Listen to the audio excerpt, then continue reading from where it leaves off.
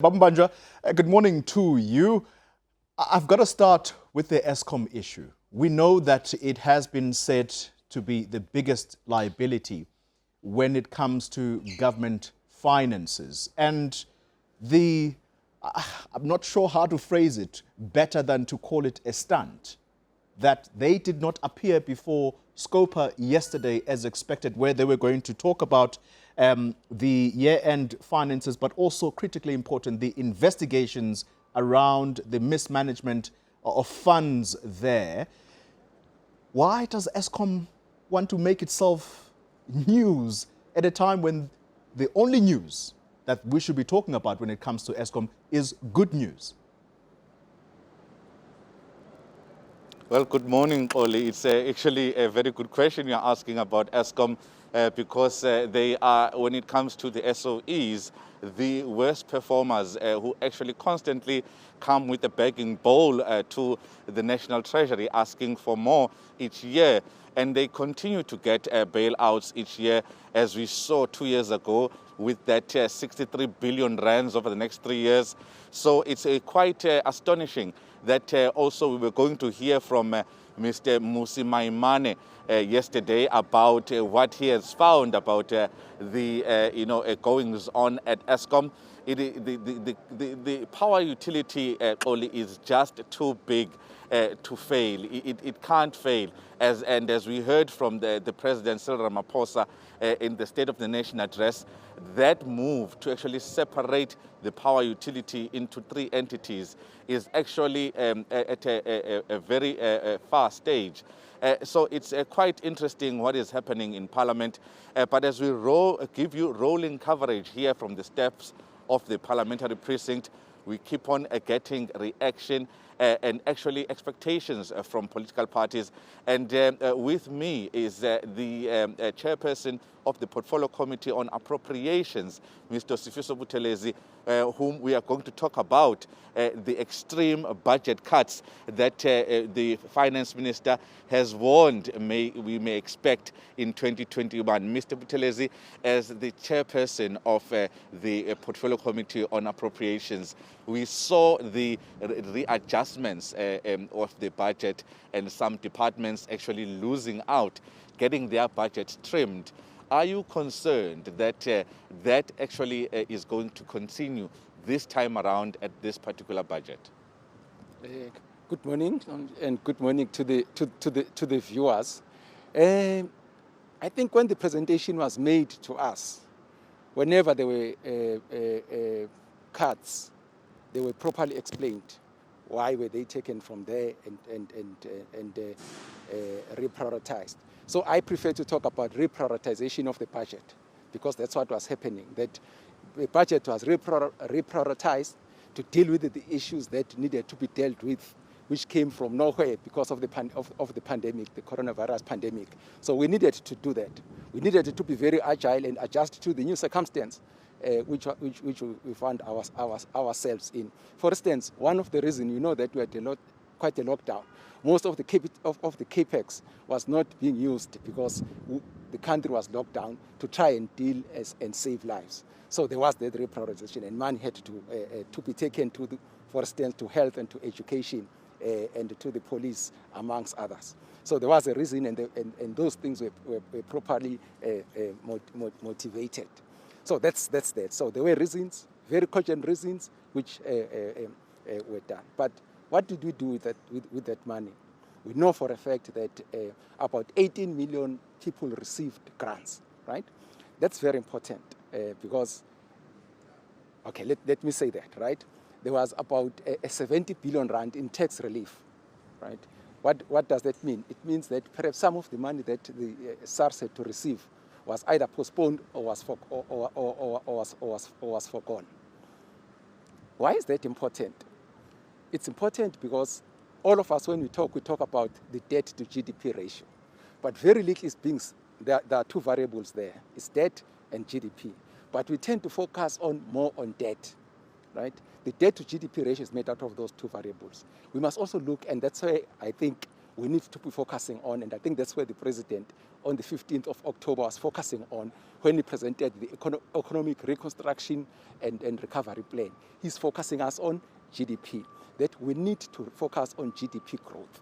And what has happened to do that? Because to deal with that debt to GDP ratio, which is approaching 90 and so on, that's from what one is expecting. As we do that, as long as that helps to grow the economy, as long as that helps to bring more people into the economy.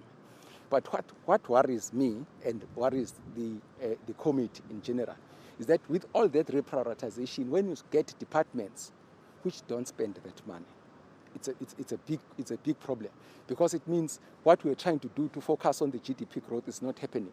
Money in the bank doesn't grow the economy, right? So, for instance, if Minister Mboweni says, go and spend this money on infrastructure, it's because he wants that money to go to the economy.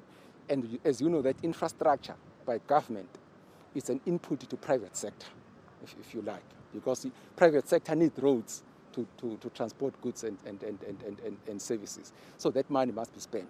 But it doesn't end there. That money must also, government employs private sector to do some of the work. It must go there. So that money is also meant to indirectly protect the jobs. What that money is also meant to do is that those people who are in jobs are able to pay taxes, so that our revenue also improves. So that's very important, that the money that we appropriate as Parliament must be used for what it is. The reprioritization is meant to do that. While not using money deprives our people of the much needed services, it has got a big impact on what we are trying to do with the economy. So that's very important. Another thing, which we have been saying time in, and I think as Parliament, we need to pay more focus on it. The question of paying service providers on time, right? That thing just suffocates small businesses most of the time. It suffocates them because cash is so important. And we don't understand why aren't they paid when we have allocated money. Government, the president have been saying that please pay, especially small businesses, especially black businesses, especially businesses owned by women, especially businesses owned by people living with disabilities. Please pay those people on time, because they have got workers that they must also pay, so that those people can go and spend the money, so that disposable income increases, so that your GDP increases, so that they are also able to contribute towards consumption, they are also able to contribute towards economic growth. So a little thing that one department doesn't do has got a bigger negative multiplier effect to the economy. So it's one thing that also worries us with all these reprioritizations. So we must start with those small things. Small as they look, but they are very big in the bigger scheme of things. So for me, I'm saying we have been refocused, we have been taken to the denominator of the debt to GDP ratio. I hear you, Mr. Buthelezi, but what you are basically saying is that government departments that do not spend their allocated budgets should actually face the music. What are of the appropriations now? When it comes to budget cuts, there has been that warning that there will be extreme budget cuts all around. What do you expect? Where do you think these budget cuts should be? Should Minister Tito Mboweni have extreme budget cuts in this year's budget? That is linked to what I've just said, the ability to spend budget. I think there's no use to take the budget where you know that you haven't developed enough capacity to spend that budget. Although that may have a negative impact on the intended ultimate recipients. But again, I think we need to ensure that we do have capacity. We do have capacity to spend that budget. So I'm sure National Treasury will be looking at that with the department's consent, and they must come up with the plans, execution plans, proper execution plans with time frames, and we should be able to say, is this department able to spend the money, and what's different from last year? What is it that they are going to do differently so that they are able to spend money? If that doesn't happen, then I think they become the target of some reprioritization away from them to the departments and to the SOEs that are going to be able to spend money.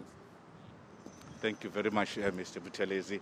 Well, that was Mr. Sifiso Buthelezi, the Portfolio Committee Chairperson of Appropriations, saying that departments that do not actually spend their allocated budgets must actually face the music, because that money should actually be spent to make sure that there is economic growth when it comes to the recovery plan that the president has. Newzroom Afrika's business editor, Xolani Mbanjwa, thank you very much for that update. We'll keep touching base with Xolani Mbanjwa as we edge closer to the budget speech